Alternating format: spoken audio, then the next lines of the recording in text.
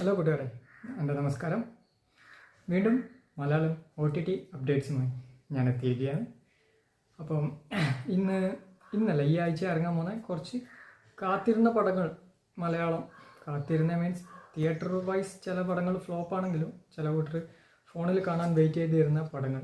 First തന്നെ നമ്മളെ നടികർ എന്ന് പടം, നടികർ ടൊവിനോ തോമസ്, ഭാവന, സൗബിൻ, പിന്നെ ഗണപതി, ഇവരെല്ലാം നല്ല കുറേ ആർട്ടിസ്റ്റുകളുള്ളൊരു നല്ലൊരു കുറച്ചൊരു മീഡിയ ഹൈപ്പിൽ ഇറങ്ങിയ ഒരു പടമായിരുന്നു. മീഡിയ ഹൈപ്പിൽ ഇറങ്ങിയ ഒരു പടമാണ് നടികർ എന്ന് പറഞ്ഞ പടം. പക്ഷേ ടൊവിനോൻ്റെ കരിയർ ഫ്ലോപ്പ് പടം തന്നെ പറയാം.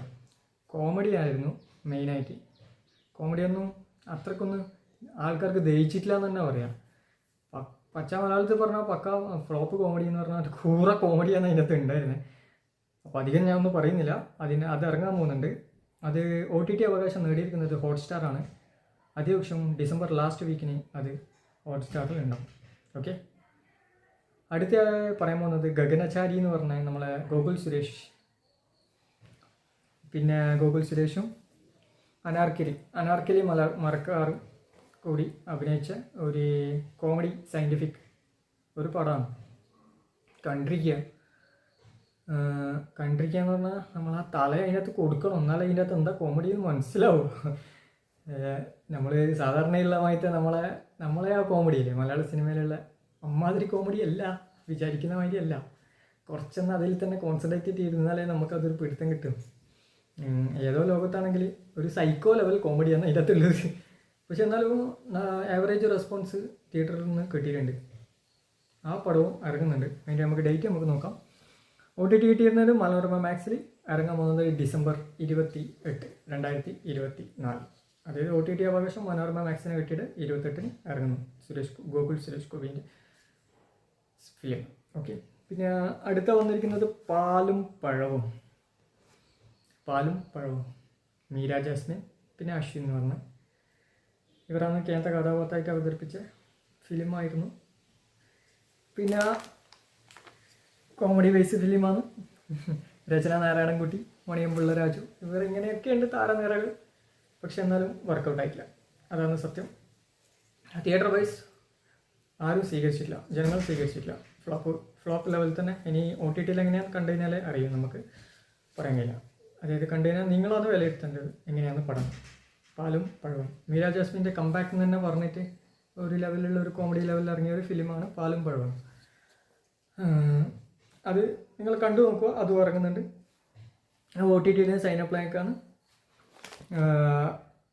ലാസ്റ്റ് വീക്ക്, ഡിസംബർ ലാസ്റ്റ് വീക്കിൽ അതും ഇറങ്ങാൻ സാധ്യതയുണ്ടെന്ന് റിപ്പോർട്ടുണ്ട്. പിന്നെ അടുത്താണ് മുറ എന്ന് പറഞ്ഞ ഒരു ഫിലിം. സുരാജ് വെന്നാർമൂടും കനി കുസൃതി അതും മെയിനായിട്ട് കേന്ദ്ര കഥാപാത്രങ്ങളായി അഭിനയിച്ച മുറ എന്ന് പറഞ്ഞ സുരാജ് വെന്നാർമൂടിൻ്റെ ഫിലിം. ത്രില്ലർ മൂവിയാണത്. അത് ഇറങ്ങാൻ പോകുന്നത് അത് ഏകദേശം നല്ലൊരു പോസിറ്റീവ് റെസ്പോൺസ് തന്നെയാണ് തിയേറ്റർ വൈസ് കിട്ടിയത്. പക്ഷേ അത് സഡൻലി വാഷ് ഔട്ട് ആയിപ്പോയി. പെട്ടെന്ന് ആ തിയേറ്ററിൽ നിന്ന് വാഷ് ഔട്ട് ആയി പോയി.